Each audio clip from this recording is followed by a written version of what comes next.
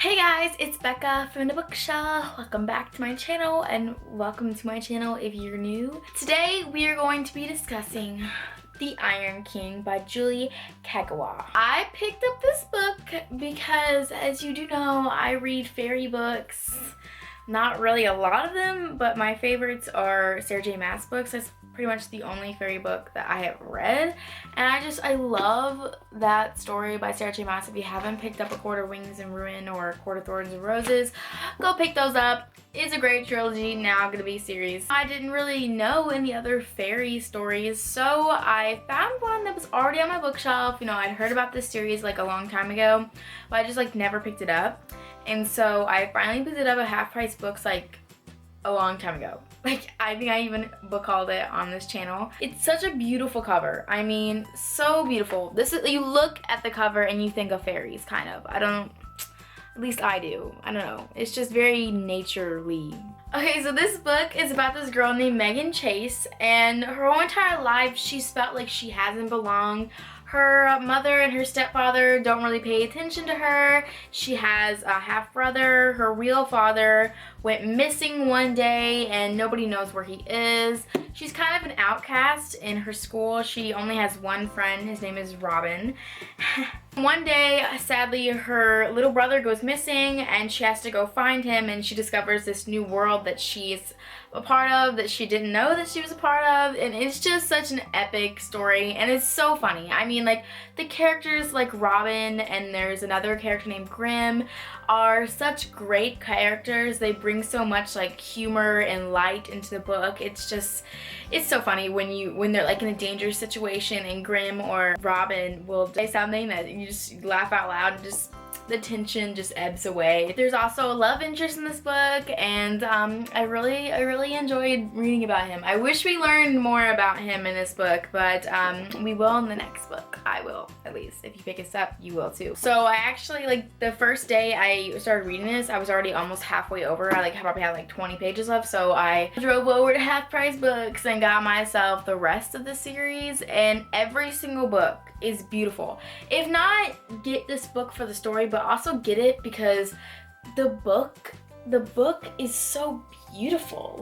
Every single book cover in this series is beautiful. What can I say about this book without spoiling you? There's not much. I really enjoyed this book. I really enjoyed the characters. I even enjoyed Megan. Always in the first book in the series, when the character is introduced to this new world that she didn't know that she was a part of, they're always very naive characters. If you were thrust into a world that you never knew about, and you don't know about the rules, you don't know about the creatures or the people that you need to stay away from or the people that are good, you're gonna be pretty naive too. I mean, it's not like you're gonna step into the world and know everything. Just saying, Megan is a pretty naive character at the beginning. It's a very easy story to get into, actually. I loved it from the beginning. Like I said, I read almost half of the book before I had to go and was yeah, I need to get the rest of the series. I really enjoyed this book, and if you haven't already, go pick up this book, okay? And then we can discuss it, come back, and we'll talk about it, okay? I gave this book a 4 out of 5 stars on Goodreads. Loved it. Can't wait to read the rest of the book in the series. Bye to people who haven't read this book. Remember to come back when you're done with it. Now that we got that out of the way, I love this book, okay? Now, I'm just gonna address the elephant in the room, alright? Ash, he's been added to my book boyfriends. I mean, we didn't learn a lot about Ash in this book because, well, he wasn't really introduced till kind of the end, but I thoroughly enjoyed his character. I want to know more about him and Puck's friendship before him. Okay, Puck is still in this tree, and we haven't. Usually by the end of a book, like the first book, usually some problems are resolved, and then by the sequel, there's other problems that arise. But no, the Iron King is dead, which I don't think he's dead. I think something else is going to arise from that. But Puck is still in his little tree, and we now know that Puck and Ash were kind of friends, but then, they're Ash's girlfriend died because of Puck, but not really because of Puck, which is just stupid how people like to blame other people. I just don't like that. Immediately in the book, we just find out that Megan is such an outcast, and I just love that about her. She was kind of like in love with this boy who was like, wasn't really like in love, but she really had a crush on this really popular jock guy who I already forgot his name because he wasn't very relevant. But I just thought it was awful how, like, you know, she was going to tutor him, and obviously we all know that Robin / Puck, you know, has a crush on her. She goes and tutors this guy. She's just so nice to him. She's like, I think you're a really good football player, and you know, I don't really watch football, but like if I do watch football, I watch you. stop talking. It's the cringe, but you understand, because when you're in front of your crush, like obviously you're gonna act that way. But he was such a jerk. Usually other guys will like laugh and just be like, it's alright. But you know, this guy was such a jerk to her. He was just like, who are you?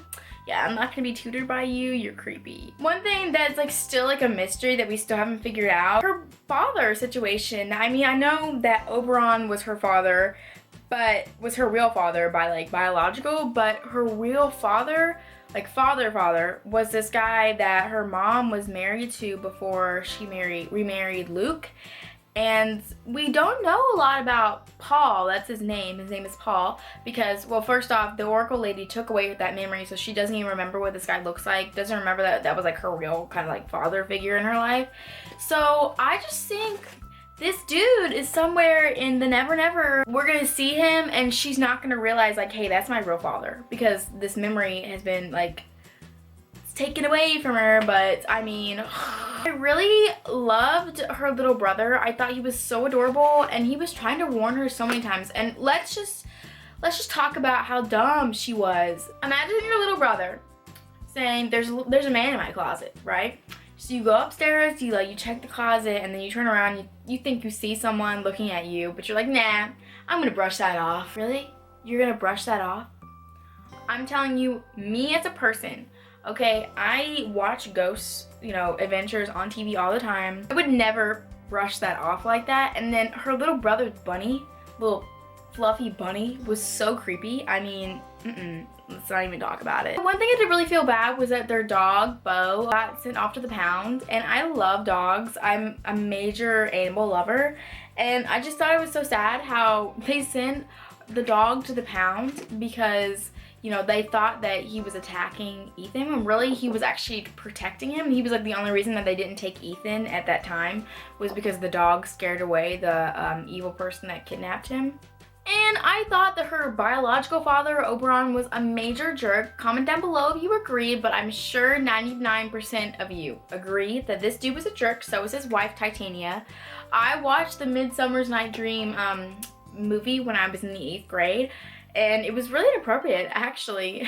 Kind of inappropriate. This Titania was pretty evil. They treated her like crap. And freaking Oberon should have stood up for his daughter. But it seemed like he'd had a lot of flings in the past and a lot of kids that he really didn't care about.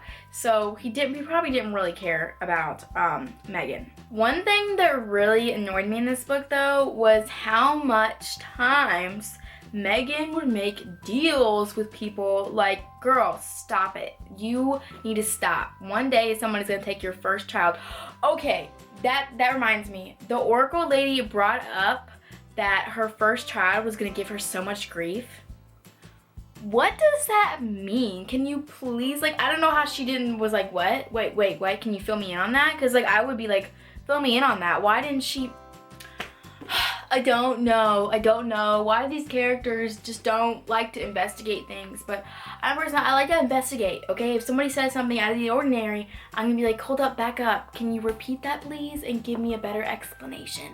Another thing, okay? Ash and Megan's relationship has not been thoroughly developed. They don't really know each other. They kind of got to know each other. I think Ash might have been surprised by how affectionate and like nice she was, even to people that was supposed to be her enemies or whatever. I thought they should have like got to know each other a little bit more before they like was kissing and like cuddling. So I hope in the next book that there's more like character development throughout the relationship, because it just seems like the relationship is just very abrupt. There's so many creatures in this book that Megan had to fight off. There's so many things that we don't know about the Never Never, which I love the name of the fairyland. I didn't like just calling it the fairyland because that just sounds like something like a 10-year-old would say. So I'm glad we have a name, and it's the Never Never, which is such a, I don't know, I like saying it, Never Never.